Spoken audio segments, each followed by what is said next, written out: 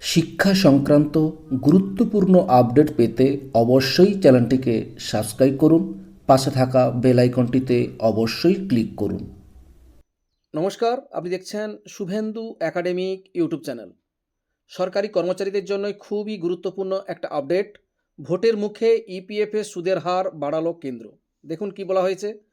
ভোটের মুখে ইপিএফের সুদের হার বাড়ালো কেন্দ্র।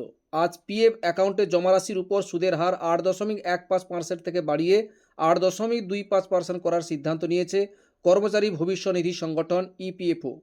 বিগত 3 বছরে এটি ইপিএফওর সর্বোচ্চ সুদের হার। গত বছর পিএফের সুদের হার 8.10% থেকে সামান্য বাড়িয়ে 8.15% করেছিল কেন্দ্র।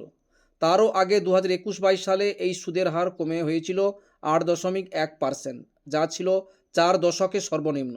এই মুহূর্তে ইপিএফের আওতায় প্রায় 6 কোটি সরকারি ও বেসরকারি কর্মচারী রয়েছেন। কেন্দ্রের এই সিদ্ধান্তে তাদের অধিকাংশ যে খুশি হবে তাতে সন্দেহ নেই।